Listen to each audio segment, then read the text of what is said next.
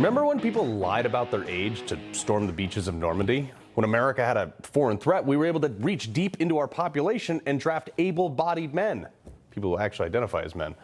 Those that couldn't serve joined medical support services. They took military industrial jobs, and the biggest and brightest scientist in the world gave up everything to split the atom. As recently as my service, I saw the U.S. military roll over the world's 5th largest army, taking over Iraq in less time than it takes our astronauts to get to the moon. And somewhere between then and now, not only the military, but the bulk of the nation has, quite frankly, become pretty soft. Now, the Russian military, while they're putting out ads like this, Тебя. Познать границы своих возможностей. К черту границы. Ты готов ломать себя до изнеможения. Каждый день здесь боль закаляет. Шрамы, повседневность. Это ты решил себе что-то доказать. Командир здесь... America is kicking out some of our best warfighters for not getting a vaccine they don't want or maybe even don't need. I'm currently fighting hard to get them back into the military, and this administration is making it nearly impossible. Now, while China is openly publishing their plans on attack on Taiwan for the world to see, we're worried about DEI lessons and white rage or whatever other dumb thing they're thinking of. Before Russia invaded Ukraine, Joe Biden, after meeting with the German chancellor, said this.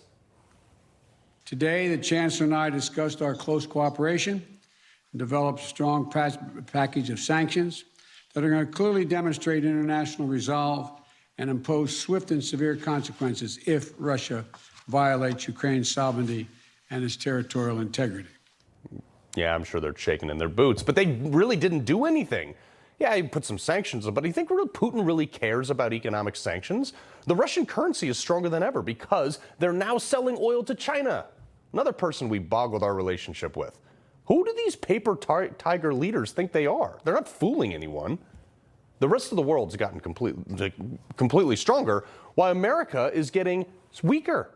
Or at least those in charge of the military, I should say. These D.C. Beltway people, they just don't get it. I do. And look, I feel like I have at least a sliver of authority on this, given the fact that I've actually personally eliminated some of America's enemies. So let me give these folks in D.C. a free foreign policy lesson here. If I kicked down a door in Iraq and handed some terrorist a sternly worded letter from the UN, here you go, they'd shoot me where I stand. And then instead of dropping a bomb on the building that I just went into, I guarantee you, Lloyd Austin and all his focus group sycophants, they'd huddle around a table and be like, maybe our messaging was wrong. I wonder if they're mad about lack of trans community in Baghdad or there are not enough diverse. No, you laugh at this stuff at home, folks, but these are literally the things they talk about. The people leading our military, and frankly now even our government, they've never dodged a bullet. They've never taken a life. Everything they know, everything, all of it, is from some white paper written by some other soft-bodied, overpaid consultant who has less combat experience than my 10-year-old daughter. But what do you expect at this point? We're pulling from a society that not only elected Joe Biden, but they can't even recall a legitimate hardship. So why would we as a society have any perspective on any of that? Being tough is just not a priority for over half the country.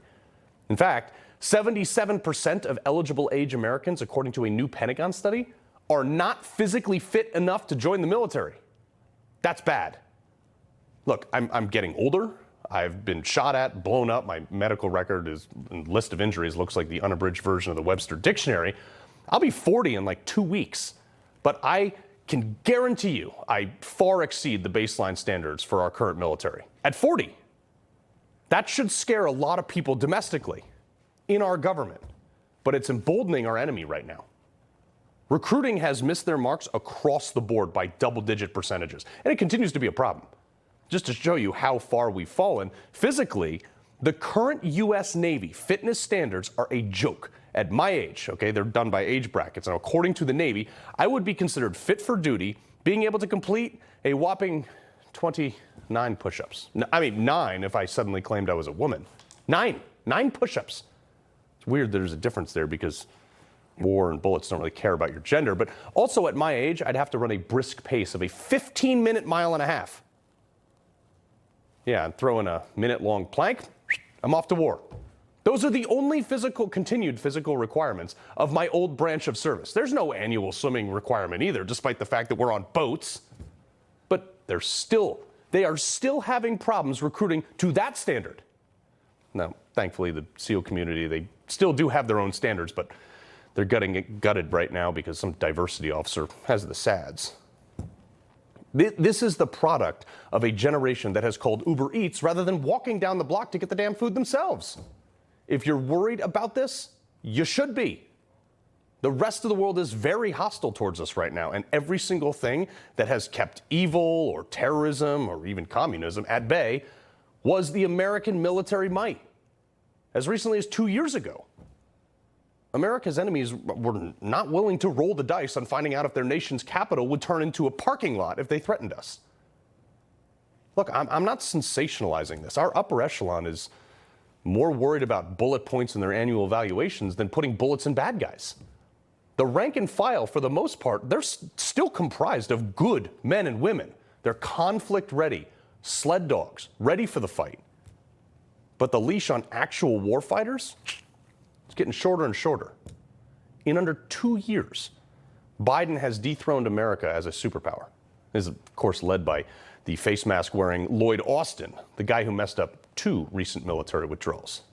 This, viscerally hurts my soul. Honestly, I feel that it could lead to another war that we aren't ready to fight. Even absent the numbers and the physical ability from our population, we certainly don't have the political willpower for it.